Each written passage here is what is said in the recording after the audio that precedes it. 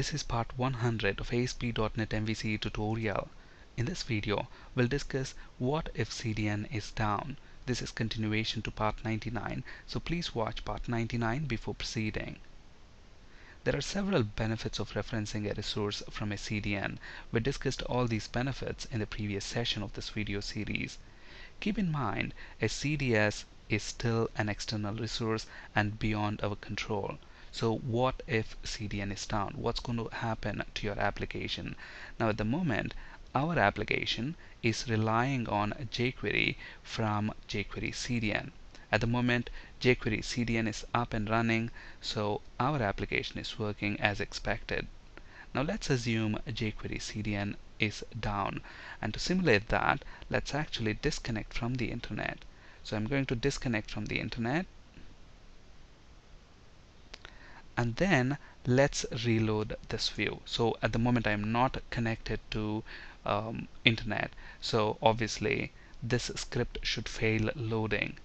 And look at this, when I enter number 4 and click submit, okay, the application is still working. That's because the previous time when we have visited the website, the jQuery file is downloaded and it is cached. So at the moment the browser is using that cached version. So let's delete the browser history so that the jQuery file is deleted from the cache. And let's actually reload this now. And let's enter a number, click submit, and look at that, it doesn't work as expected. Look at this. Let me actually press F12. So at the moment I'm using Google Chrome.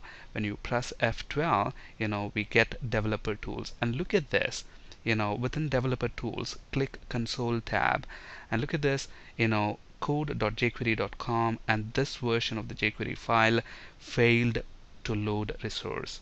And since jQuery file failed to load the resource, dollar is not defined. So we have two errors and our application is not working. So if CDN is down and if you're loading a resource from a CDN, your application is not going to work the way you expect it to work. Okay, so we need a mechanism in place to fall back to use a local copy of our jQuery file in case if CDN is down. And to achieve that, all you need to do is check a property of the vendor object jQuery. If jQuery is downloaded, then that property will be true. If that is not true, then we are going to write the script tag onto our page.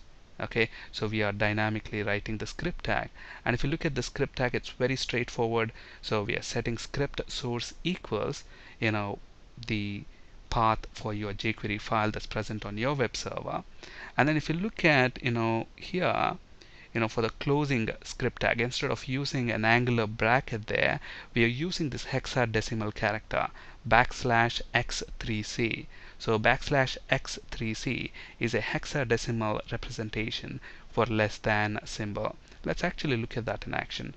So here is that code. So let me copy that and then paste that right here.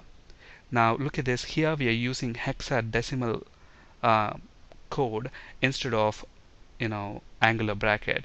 You may be thinking why. Because if I use this less than symbol there, the angular bracket, look at that, that is treated as a closing script tag. We don't want that to happen.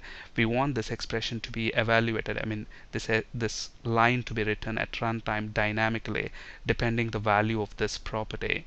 Okay, so since we don't want to treat that as a closing script tag during design time, we are going to use that hexadecimal character. Okay, so now let's go ahead and run this. So we are still disconnected from the internet. So now the application should work. So let's enter a number, click submit. Look at that, the application still doesn't work.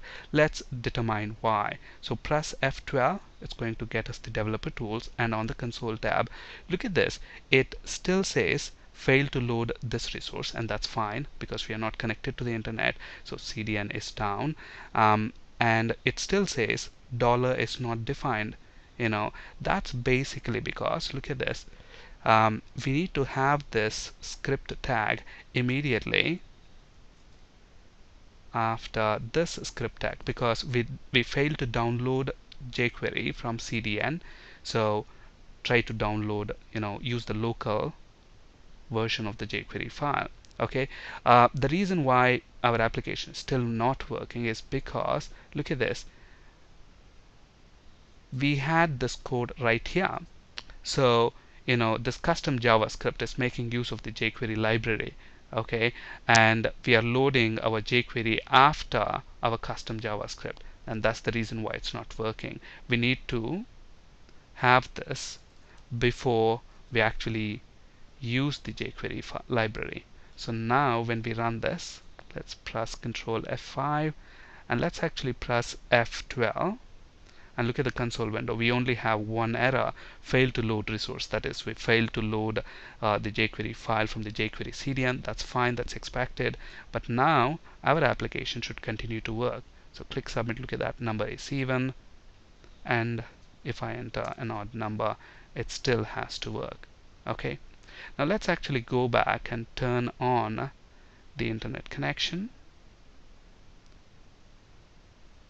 Okay, so now when we run this application, since the CDN is up, we have the internet connectivity up, so our application should be able to connect to the CDN and download the required jQuery files.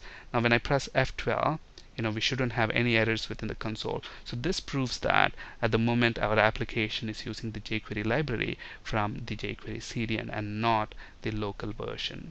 So a very simple trick to fall back to use the local resource when CDN is down. That's it for today. Thank you for listening. Have a great day.